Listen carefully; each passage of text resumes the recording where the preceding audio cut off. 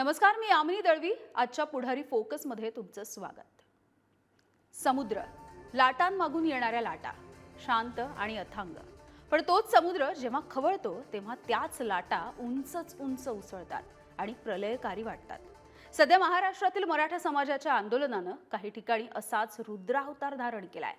मराठा आरक्षणाचे योद्धे मनोज जरांगे पाटील यांनी प्रस्थापितांच्या विरोधामध्ये लढा उभारला. गरजवंत मराठ्यांसाठीचा त्यांचा हा लढा इथल्या प्रस्थापितांना हादरवतोय. सरसकट सर्वच मराठ्यांना कुणबी म्हणून ओबीसी आरक्षण मिळावंच अशी त्यांची प्रमुख मागणी आहे. जरांगेंच्या दुसऱ्या टप्प्यातील उपोषणाचा आजचा 7वा दिवस आहे. 6व्या दिवशी झालेल्या हिंसाचाराच्या नंतर जरांगेंनी त्यामागे सत्ताधारीच आहेत असाही आरोप केला होता. तसंच शांतता, शिस्त आणि संयम सोडू नका असं वारंवार ते आवाहन सुद्धा करतायत. त्यामुळे आंदोलनाला कोणी जाणीवपूर्वक हिंसेच्या मार्गावरती नेतंय का ते तपासणं सुद्धा आवश्यक आहे. आज फोकसमध्ये प्रस्थापितांच्या फसवणुकीमुळे उसळलेल्या मराठ्यांच्या याच संतापाचा वेध घेऊयात.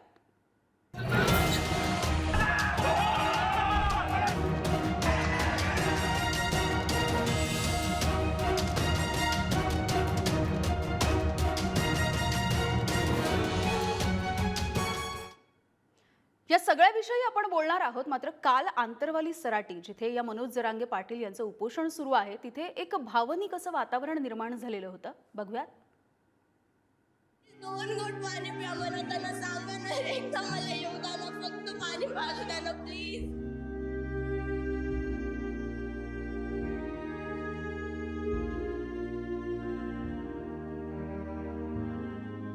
तपासणी करू द्यायला पाहिजे. एकदा त्याने आम्हाला तपासणी करू दिली, बीपी शुगर बघू दिला, तर आम्ही पुढचं डायरेक्शन ठरवू लाईन ऑफ ट्रीटमेंट. सध्या ती तपासणीच करू देत नाही.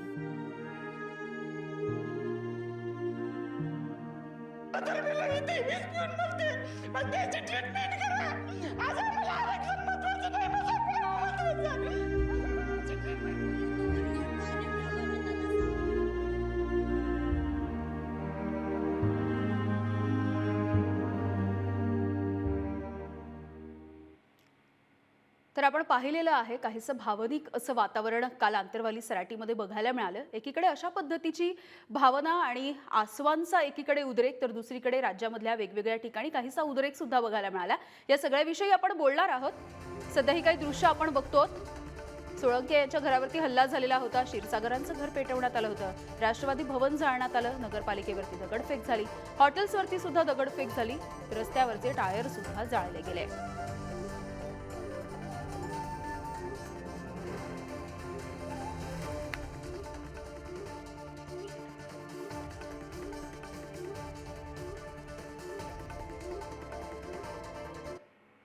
आणि या सगळ्याविषयी बोलण्यासाठी आपल्यासोबत आमचे प्रतिनिधी जोडले गेलेले आहेत. सचिन जिरे आपल्यासोबत आहेत थेट आंतरवाली सराटीमधून.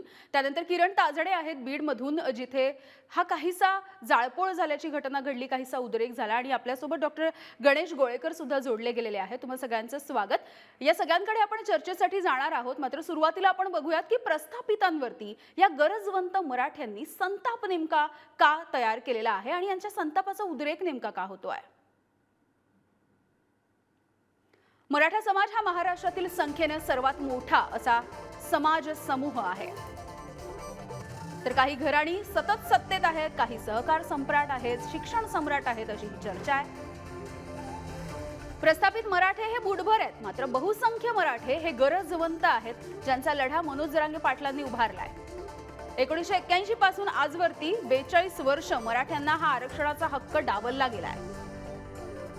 आधी 2 वेळा आरक्षण दिलं गेलं, मात्र न्यायालयाच्या कसोटीवरती ते टिकलं नाही. गरजवंतांचा हक्क डावलण्यासाठी प्रस्थापितांकडे बोट दाखवण्यात आलं. मराठा आरक्षण योद्धा मनोज जरांगे पाटील यांनी गरजवंत मराठ्यांचा मुद्दा मांडलेला आहे. तर मराठ्यांना कुणबी म्हणून ओबीसी प्रवर्गामधून टिकणाऱ्या आरक्षणाची मागणी होती आहे. मनोज जरांगे पाटील यांना महाराष्ट्रभरामधून प्रचंड समर्थन मिळताना आपण बघतोय. तर प्रस्थापित मराठा नेत्यांपैकी काहींकडून 96 कोळी कुणबी असा वाद पेटवण्याचाही प्रयत्न झालाय. मराठा समाजानं फूट पाडण्याच्या कारवायांना अजिबातच दाद दिली नाही. आणि प्रस्थापित मराठ्यांप्रमाणेच इतर समाजातील काही प्रस्थापित नेत्यांच्या विरोधामध्ये आता हा संताप दिसतोय. प्रस्थापितांच्या विरोधातील हा संताप शांततेमध्ये आणि संयमानं आतापर्यंत व्यक्त झालेला होता. तर काहींनी गैरफायदा घेऊन मराठ्यांच्या संतापाला हिंसेकडे वळवल्याचा आरोप केला जातोय. मनोज जरांगे पाटलांचे थेट आता सत्ताधाऱ्यांवरती आरोप असताना दिसत आहेत. तर संयम सोडणं म्हणजे शक्ती कमी होणं, त्यामुळे शांततेनं लढणं हे गरजवंतांसाठी गरजेचं आहे.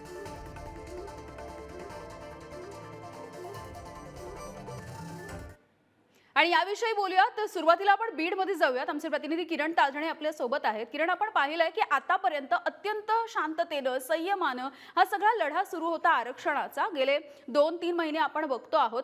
मात्र आता काल बीडमधलं जे चित्र खरं तर आपल्याला बघायला मिळालं ते काहीसं हादरवणारं होतं. मात्र हे जरी चित्र बघायला मिळालं तरी सुद्धा मराठा आरक्षणाची मागणी करणाऱ्या कुठल्याही लोकांनी किंवा कुठल्याही कार्यकर्त्यांनी हे केलेलं नाहीये. तर काही समाजकंटक हे घडवून आणतायत मुद्दामून, असा आरोप वारंवार होतोय. यामिनी अगदी खरंय, मराठ्यांचा मोठा इतिहास आहे. 58 मोर्चे निघाले, कुठल्याही मोर्चामध्ये गालबोट लागलेलं नाहीये. बरोबर. मूक मोर्चे हे काढलेले होते. त्यामुळे मराठ्यांचं आंदोलन हे महाराष्ट्रातच नाही तर संपूर्ण देशभरामध्ये चर्चेचा विषय बनलं होतं. मोठा समाज असतानाही कुठलाही उद्रेक झालेला नव्हता आणि त्याच सगळ्या पार्श्वभूमीवर पुन्हा एकदा मराठ्यांचा एल्गार बघायला मिळाला, तो मनोज जरांगे पाटलांच्या निमित्तानं. मनोज जरांगे पाटलांनी आंतरवाली सराटी या ठिकाणी सुरू केलेलं उपोषण, दुसऱ्यांदा सुरू केलेलं उपोषण आपण बघितलं आणि याच दरम्यान कुठेही गालबोट लागलेला नव्हता. मात्र बीडमध्ये जे काही घडलं ते सगळं काही बघून अनेक लोकांनी आरोप केले की हे मराठा आंदोलक नव्हे, इतर कुठले तरी समाजकंटक आहे आणि त्यांनी हे सगळं केलं असावं, अशा पद्धतीचा तर्कवितर्क लावला जातोय. बीडमध्ये मोठ्या प्रमाणात लोकप्रतिनिधी असतील किंवा इतर सामाजिक संस्था असतील किंवा अनेक पक्षांची कार्यालय असतील, ती तोडफोड करण्यात आली, जाळपोळ देखील करण्यात आली आणि यामध्ये मोठ्या प्रमाणात नुकसान देखील झालेलं आहे. हे सगळं होत असताना दुसऱ्या बाजूला अनेक लोकांचे हॉटेल्स असतील, घरं असतील, यांच्यावर देखील दगडफेक झालेली आहे. त्यामुळे बीडकर या सगळ्या परिस्थितीमध्ये धास्तावलेले आहे आणि एकूणच दिनचर्या जी आहे ती देखील बीडकरांची बदललेली आहे. सकाळच्या वेळेला अत्यावश्यक सेवा मिळणाऱ्या ज्या काही इतर एजन्सी होत्या किंवा ज्यांच्या माध्यमातून या सगळ्या सेवा पुरवल्या जात होत्या त्या देखील या सगळ्या काळामध्ये मिळत नव्हत्या. त्यामुळे बीडकर नाराज झालेले आहे आणि हे संपूर्ण प्रकरण पोलिसांनी हाताळावं अशा स्वरूपाची मागणी करत असताना दुसऱ्या बाजूला पोलिसांनी सुरुवातीच्या काळामध्ये बघ्याची भूमिका घेतली आणि त्यामुळेच हे सगळं काही घडलं असा देखील आरोप हे बीडकर करत आहेत. त्यामुळे एकूणच जर बघितलं तर या संपूर्ण प्रकरणामध्ये आता बीडकरांची देखील जी प्रतिक्रिया आहे ती अत्यंत महत्वाची आहे. या सगळ्या प्रकरणाची चौकशी व्हावी आणि यामध्ये कोण होतं याचा शोध पोलिसांनी घ्यावा अशा स्वरूपाची मागणी करताय. यामिनी अगदी किरण तुम्ही असेच सोबत राहा. आपल्यासोबत कुडाळवरून ॲडव्होकेट सुहास सावंत सुद्धा जोडले गेलेले आहेत. मात्र सुरुवातीला मी जाते आहे सचिन जिरे यांच्याकडे. थेट आंतरवाली सराटीमधून ते आपल्यासोबत आहेत. सचिन, अगदी नुकतीच खरं तर मनोज जरांगे यांनी पत्रकार परिषद सुद्धा घेतली आहे.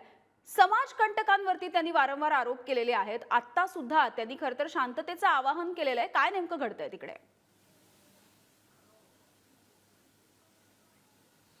नक्कीच आंतरवाली सराटीमध्ये तर शांततेनेच उपोषण सुरू आहे. गेल्या अनेक दिवसापासून मनोज जरांगे पाटील शांततेचं आव्हान करत आहेत. मात्र ज्या काल घटना घडल्या आहेत त्यामुळे कुठेतरी या आंदोलनाला गालबोट लागल्याचं बोललं जात आहे, तशा चर्चा आहेत. मात्र या ठिकाणी जर आपण पाहिलं तर मनोज जरांगे पाटील यांनी स्पष्ट केलं आहे की आमचे कार्यकर्ते असं करू शकत नाही, मराठे असं करू शकत नाही, मी मराठ्यांचं ऐकतो त्यामुळे मराठी माझं ऐकणारच आहे. मात्र हे कुठेतरी गालबोट लावण्यासाठी 2-4 लोक काहीतरी हे अशा पद्धतीचं उग्र आंदोलन करत आहेत. मात्र हे मराठे असं करणारे देश राज्यभरामध्ये करोडो मराठा शांततेच्या पद्धतीने उपोषण करत आहेत. मग ही लोक कोण आहेत? कोणीतरी गालबोट लावतं का? अशा पद्धतीचं त्यांनी शंका व्यक्त केली आणि शंकेला वाव देखील आहे असं देखील त्यांनी स्पष्ट केलंय. त्यामुळे त्यांनी असं देखील म्हटलंय की आमचे मराठे अशा पद्धतीचं कुणाचं घर जाणार नाही, कुणाच्या घरी तुम्ही जाऊ नका. मात्र त्यांनी एक सांगून सांगितलेलं आहे, गावागावामध्ये साखळी उपोषण शांततेच्या पद्धतीने करा व नेत्यांना गावबंदी करा. मात्र अशा ज्या घटना आहेत उग्र घटनाचं त्यांनी समर्थन करत नाही अशा पद्धतीने स्पष्ट सांगितलेलं आहे. यामिनी अगदी सचिन असे सोबत राहा. खरं तर मनोज जरांगे यांनी नेमकं आवाहन सातत्याने करताना दिसत आहेत. आता सुद्धा अगदी काही वेळापूर्वी त्यांनी आवाहन केलंय, आपण बघूयात. मी मान दिला मराठा समाजाच्या, ते म्हणले तुम्ही पाणी प्या, आम्ही थंड होतो. माझ्या माहितीप्रमाणे मराठे सुद्धा दिलेल्या शब्दाला पक्के जागले. सगळीकडे शांततेत आंदोलन सुरू आहे. आपले जे दुसरा टप्पा सुरू आहे त्यातलं पहिलं आहे साखळी उपोषण, दुसरं आहे आमरण उपोषण. साखळी आणि आमरण जसं सहन होईल तसं सुरू ठेवा, पण साखळी मात्र बंद करायचं नाही. आणि राजकीय नेत्यांना आपल्या गावात त्यांनी यायचं नाही. या 2 विषयावर आपण ठाम आहेत. त्यांच्या दारात मराठ्यांनी जायचं नाही. अगदी. तर या सगळ्याविषयी आपण बोलूयात. आपण जाऊयात, डॉक्टर गणेश गोळेकर आपल्यासोबत आहेत. गणेशजी, एकीकडे वारंवार आवाहन केलं जात आहे की हे सगळं आंदोलन आहे ते अत्यंत शांततेच्या मार्गाने खरं तर आतापर्यंत आपण पाहिलेलं आहे, मात्र काल ज्या पद्धतीची ठिणगी पडली आपण बघतोय त्यावरती सुद्धा आरोप केले जात आहेत की कुणीतरी मुद्दामून हे सगळं करताय. अगदी खरं आहे मॅडम. 2016 मध्ये सुद्धा असाच प्रकार झाला. ज्यावेळेस मराठा क्रांती मूकमोर्चे 58 मराठा क्रांती मूकमोर्चे महाराष्ट्रात निघाले, त्यावेळेस छत्रपती संभाजीनगर आणि पुणे येथे असाच प्रकार समोर आलेला आहे. छत्रपती संभाजीनगर मधील वाळूज MIDC मध्ये त्या ठिकाणी परप्रांतीयांनी अनेक कंपन्या त्या ठिकाणी पेटवून दिल्या. आणि ज्यावेळेस त्याचं फुटेज समोर आलं तर हे परप्रांतीय लोक आहेत, म्हणजे मराठा बांधवाच्या नावानं त्याची पावती फाडली जात होती. आणि आता ज्या जाळपोळीच्या घटना होत आहेत तर मराठा एकदम संयमी आहे, शांत आहे. त्याच्या संयमाची परीक्षा आहे. आणि जरांगे पाटील वारंवार अशा प्रकारचं आवाहन करीत आहे, शांत राहा, आणि शांततेत आंदोलने चालू आहे. मात्र काही म्हणजे खोडसाळ लोक किंवा काही विघातक शक्ती अशा प्रकारच्या आंदोलनात घुसलेल्या आहेत आणि यांना हे आंदोलन बदनाम करायचं आहे. यात सरकारचं सुद्धा काही षडयंत्र आहे की काय असा एक वास येतो आहे. आणि त्या ठिकाणी CCTV आहेत, म्हणजे जिथं काही जाळपोळ झालेले आहे त्या ठिकाणी CCTV आहेत, त्यातलं फुटेज येईल आणि सत्य बाहेर येईल. मात्र विनाकारण मराठा समाजाला बदनाम करू नका. हा शेवटचा लढा आहे, निर्णायक लढा आहे. आणि जरांगे पाटलासारखा एक योद्धा त्या ठिकाणी मरण हातात घेऊन तो लढा लढत आहे. त्यामुळं याच्यात जे म्हणजे फक्त हा राजकीय स्टंट आहे किंवा आणखी कोणीतरी आहे, पण हे निश्चित आहे की यात सामान्य मराठा या जाळपोळीमध्ये हिंसेमध्ये नाही. याच्या आधी काही दिवसांपूर्वी सुद्धा जेव्हा हे आंदोलन सुरूच होतं त्यावेळेला 96 कोळी मराठा, कुणबी मराठा असा वाद पेटवण्याचा सुद्धा प्रयत्न झाला. नेमकं कोण हे सगळं करतंय? फूट पाडण्याचा प्रयत्न कोण करतंय आणि समाज उगाचच भडकवण्याचा प्रयत्न कोण करतंय? आणि अशा प्रकारची परिस्थिती आहे की मराठा एकवट होऊ नये म्हणून मग अशा प्रकारचे 96 कोळी, 92 कोळी, 11 मासी, 12 मासी अशा प्रकारचे एक भेद त्या ठिकाणी आणलेले आहेत. मात्र जरांगे पाटील अशा प्रकारचं एक व्यक्तिमत्व झालेलं आहे की ती व्यक्ती राहिली नाही, तो एक विचार झालेला आहे. म्हणजे आमदार असतील, खासदार असतील, मंत्री असतील, सगळ्यांनी सगळ्या प्रकारचे प्रेशर त्या ठिकाणी फूट पाडण्यासाठी टाकले. आणि या कुठल्याही गोष्टीला सामान्य मराठा बदला नाही, कुठल्याही फुटीला त्यानं चालना दिलेली आहे, म्हणजे चालना चुकूनही दिलेली नाही. तो ठाम आहे, वज्रमुठीवर ठाम आहे. ही आपली शेवटची लढाई, याच्यावर तो ठाम आहे. आणि त्यामुळं असल्या कुठल्याही बुद्धिभेदाला तो थरा देणार नाही, कुठली हिंसा करणार नाही, कुठली जाळपोळ करणार नाही. आणि सरकारनं सुद्धा संयमाची म्हणजे एक परीक्षा घेऊ नये. किती दिवस तुम्ही हा लढा हे करणार? मागच्या 17 दिवस जरांगे पाटलांनी जे आमरण उपोषण केलं त्यामध्ये मला सांगा, पोलिसांनी ज्या दिवशी लाठीचार्ज झाला त्या दिवशीची काही घटना घडली असेल तो उद्रेक ठीक आहे, 1 तास 2 तासाचा, पण पुढच्या 16 दिवसामध्ये राज्यात कुठलीही हिंसा झाली नाही. मग नेमकी कालच का घडली? तर याच्या पाठीमागे निश्चित अशा प्रकारचं आंदोलन संपवणाऱ्या, आंदोलन बिघडवणाऱ्या अशा प्रकारची विधायक शक्ती, अशा प्रकारच्या स्फोटक शक्ती या ठिकाणी शिरलेल्या आहेत. गणेशजी, असे सोबत राहा. खरं तर अजूनही मराठे जे आहेत, जे हे सगळे आंदोलन करतायत ते व्यवस्थित आणि शांततेच्या मार्गानेच आंदोलन करतायत. याबद्दल पुन्हा एकदा मनोज जरांगेंनी भाष्य केलेलं आहे, आपण बघूया. 4 बजे से पानी पी रहा हूँ, अब मुझे बैठने को भी आ रहा है पानी पीने के बाद. मैं झूठ कभी बोलता नहीं, इतना बोलता होता तो दमच लगता था मेरे को, लेकिन मैं अब साफ बोल रहा हूँ कि पानी में शक्ति है. मेरे भाई ने बोला और मराठा भी ठंड हो गई. वो किधर आंदोलन नहीं कर रहे, कुछ नहीं, शांतता से कर रहे. तर ॲडव्होकेट सुहास सावंत आपल्या सोबत आहे. तर सुहासजी, आता आपण पुन्हा एकदा बघतोय की मनोज जरांगे एकीकडे शांततेचं आवाहन करतायत, मात्र मागच्या वेळेला सुद्धा आपण बोललेलो होतो कुणीतरी मुद्दामून हे सगळं 96 कोळींचा वाद असेल, कुणबी वाद असेल, हा सगळा उफाळून आणताना दिसतोय. निश्चितच आपल्या म्हणण्यामध्ये तथ्य आहे, कारण आजपर्यंत मराठा समाजाने 2016 पासून ज्या ज्या काही आंदोलनं केली यामध्ये कुठेही हिंसक आंदोलन केलेलं नाहीये, कुठल्याही स्वरूपाची जाळपोळ झालेली नाही आहे. आणि मला शंका आहे की जे बीड जिल्ह्यामध्ये जे काही झालेलं आहे यामध्ये कोणीतरी समाजकंटक मराठा समाजाच्या नावावर अशा प्रकारची कृत्य करतं आहे. आणि हे जे आंदोलन आहे मराठ्यांचं, हे एक प्रकारचं बंद पाडावा असा प्रकारचा हा कोणाचा तरी हेतू आहे आणि त्याच्यातूनच हे अशा प्रकारचे वाद निर्माण करण्याचे प्रयत्न होत आहेत. मग त्याच्यामध्ये 96 कोळी असेल, कुणबी असेल किंवा आताचं हे अशा प्रकारचं हिंसक आंदोलन असेल, जेणेकरून हा मराठा समाजाचं आंदोलन बंद पडावं आणि मराठा समाजातला मागण्या मिळू नये असा हेतू असणारी लोक हे सगळं करतायत असा माझा त्यांच्यावर आरोप आहे. हो, स्वजसेस सोबत राहा. खरं तर बीडमध्ये ज्या ठिकाणी ही सगळी जाळपोळ झाल्याची घटना घडली त्या ठिकाणी आमचे प्रतिनिधी किरण ताजणे पोहोचलेले होते आणि त्यांनी तिथला आढावा घेतलेला आहे. आपण बघूया. मराठ्यांना सरसकट कुणबी प्रमाणपत्र मिळावं यासाठी मनोज जरांगे पाटील यांनी लढा उभारला आहे आणि या सगळ्या काळामध्ये त्यांनी दुसऱ्यांदा उपोषण सुरू केलेलं आहे. काल त्यांच्या उपोषणाचा 6वा दिवस होता आणि याच सगळ्या काळामध्ये मनोज जरांगे पाटील यांची तब्येत खालावली आणि या सगळ्या परिस्थितीमध्ये सरकारकडनं कुठलाही ठोस निर्णय घेतला जात नाही म्हणून मराठा बांधवांमध्ये रोष निर्माण झाला आणि त्याचे पडसाद बीडमध्ये बघायला मिळाले. खरं तर बीडचं सकाळचं वातावरण आत्ता बघतोय आपण. खरं तर मंगळवारचा हा दिवस आहे, मात्र सोमवारच्या दिवशी जर बघितलं तर सोमवारी या बीड शहरामध्ये ठिकठिकाणी अशा पद्धतीची तोडफोड बघायला मिळाली. खरं तर या ठिकाणी एका शिवसैनिकाचं कार्यालय होतं, त्या कार्यालयाची देखील या ठिकाणी जाळपोळ करण्यात आली, तोडफोड करण्यात आली. संपूर्ण ज्या काचेच्या खिडक्या होत्या त्या देखील या ठिकाणी तोडण्यात आलेल्या आहे आणि एकूणच जर बघितलं तर त्या कार्यालयामध्ये असलेल्या अनेक चेअर्स असतील, त्या ठिकाणची कागदपत्र असतील, ही देखील या ठिकाणी बाहेर फेकण्यात आलेली आहे आणि जाळण्याचा देखील एकूणच प्रयत्न झालेला आहे. दुसऱ्या बाजूला जर बघितलं तर हा नगर रोड आहे बीडमधला, आंबेडकर चौक आहे समोरच्या बाजूला. दैनंदिन जीवन असतं ते सध्या बघायला मिळतं, मात्र या सगळ्या काळामध्ये सकाळच्या वेळेला जी दुकानं सुरू करण्याची लगबग असते ती मात्र सध्या दिसत नाहीये. आज पूर्णतः बीड शहर बंद आहे. पोलिसांच्या माध्यमातून देखील या ठिकाणी संचारबंदी लागू करण्यात आलेली आहे. अनेक नागरिकांनी बाहेर फिरू नये असंही आवाहन रात्रीच्या वेळेला करण्यात आलेलं आहे. आणि एकूणच कालच्या दिवशी बीड शहरामध्ये ज्या घटना घडल्या, मग कुणाचं घर असेल, कुणाचं कार्यालय असेल, हे जाळण्याचा प्रयत्न झाला, तोडफोड करण्याचा प्रयत्न झाला, रास्ता रोको करण्याचा प्रयत्न झाला, ते आज होऊ नये यासाठी पोलिसांच्या वतीनं काळजी घेण्यात आलेली आहे.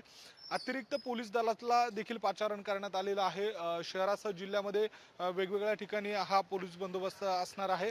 दुसऱ्या बाजूला जर बघितलं तर नागरिक देखील अशा पद्धतीनं रस्त्याच्या कडेला येऊन उभे राहतात, आपल्या घराच्या खाली उभे राहत आहे आणि या ठिकाणी तर याच वेळेला तिथे जे प्रत्यक्षदर्शी होते त्यांच्याशी सुद्धा संवाद साधलाय. त्यांनी काय म्हटलंय बघूया. शहरात फिरत होतं ते मॉब दगडफेक करत होता. बीड शहरात 8 ते 10 ठिकाणी त्यांनी दगडफेक केली आणि जाळलं. प्रत्येक राष्ट्रवादी भवन जाळलं, शिवसेनेचं भवन जाळलं, सुभाष रोडवर काही दुकानाला त्यांनी आग लावली. हे मॉब जरांगे पाटलाचा जे आंदोलन आहे त्याला सोडून वेगळं आंदोलन होता. हा वेगळे लोक होते आणि त्यांनी हा प्रकार घडला. जरांगे पाटलांनी जे केलं होतं आवाहन की शांततेच्या मार्गाने हा आपल्याला पार पाडायचा, पण ते हे वेगळा वळण होता. काय राजकीय द्वेष होता ह्याच्यात, तर काय होता हा घर जाळणं, जीवाशी हानी करणं आणि जीवन जाळण्याचा ह्यांना संदीप क्षीरसागरांच्या फॅमिलीचं जीवन जाळण्याचा ह्यांचा प्रयत्न होता. कारण घरात लोक होते, घरात लोक असताना बाई महिला मुलं असताना त्यांना आग लावली, हा चुकीची बाब आहे. वर राजकीय सूड उगवण्याचा प्रयत्न आहे. याच्या पाठीमागं कुणीतरी जाणून बुजून केलेल्या ह्या घटना आहेत. माननीय जरांगे पाटलांनी जे आंदोलन सुरू केलं आहे आणि त्यांनी वेळोवेळी आवाहन केलं आहे शांततेच्या मार्गाने हे आंदोलन करा, कोणाच्याही मालमत्तेचं नुकसान करू नका, शासकीय मालमत्तेचं नुकसान करू नका. परंतु त्याच्या आड जे समाज विघातक शक्ती आहेत यांनी जाणून बुजून जाळपोळ आणि जीवितहानी मानवी हानी हा करण्याचा जाणून बुजून केलेला प्रयत्न आहे आणि त्याचा तीव्र शब्दामध्ये मी माननीय जरांगे पाटलाच्या वतीनं आणि मराठा समाजाच्या वतीनं तीव्र शब्दात निषेध करत आहे. आणि पुन्हा एकदा बीडला जाऊयात. किरण आपल्या सोबत आहेत. किरण, आपण आता प्रत्यक्षदर्शींचे काही प्रतिक्रिया ऐकत होतो. त्यांनी सुद्धा सांगितलेलं आहे काही जे समाज कंटक आहेत, काही ज्या समाज विघातक प्रवृत्ती आहेत त्या सगळ्या याच्यामध्ये सहभागी झालेल्या दिसल्या आणि त्यांनी हे सगळं हिंसक वळण आणलेलं होतं या सगळ्याला. यामिनी खरं आहे, या सगळ्या काळामध्ये ज्या वेळेला आम्ही अनेक नागरिकांशी बोलण्याचा प्रयत्न केला किंवा त्या ठिकाणी असलेले पोलीस असतील त्यांच्याशी बोलण्याचा प्रयत्न केला, त्यावेळेला या सगळ्या बोलण्यामध्ये एक त्याचा अंश आपल्याला सांगता येईल, जो की ज्या ठिकाणी हे सगळे लोक आलेले होते ते मोर्चा करण्यासाठी आलेले होते, त्यावेळेला त्यांच्यामध्ये काही गट होते, त्यांचा एक प्रकारे कट दिसून येत होता. आणि हे कुठले या शहरातले कोणी तरुणाई होती का किंवा मराठा समाज बांधव होते का, तर नाही असं त्याचं उत्तर आहे. हे बाहेरून कोणीतरी आले होते असा त्यांचा तर्क आहे. आणि एकूणच हा जो काही संपूर्ण प्रकार घडलाय याच्यामध्ये नेमकं कोण सहभागी होतं हे पोलिसांनी शोधावं, अशा पद्धतीचं त्यांचं अनेकांचं मत आहे. मराठा समाज हा संख्येनं महाराष्ट्रातील सर्वात मोठा, म्हणजेच मतांच्या राजकारणामध्ये सर्वात मोठी शक्ती. पण आजवर ही शक्ती संयमानं शोभत आली. आता सुद्धा मराठा आरक्षणाचे योद्धे मनोज जरांगे पाटील यांनी केलेलं आवाहन हा समाज मानेल आणि शांततेनं लढा लढत आपले हक्क मिळवेल हीच अपेक्षा आहे. पुढारी न्यूजची साथ प्रत्येक समाज घटकाप्रमाणे मराठ्यांच्या या लढ्याला सुद्धा नक्कीच असणार आहे. तुर्तास आजच्या पुढारी फोकसमध्ये वेळ झाली इथे थांबण्याची. पाहत रहा पुढारी न्यूज.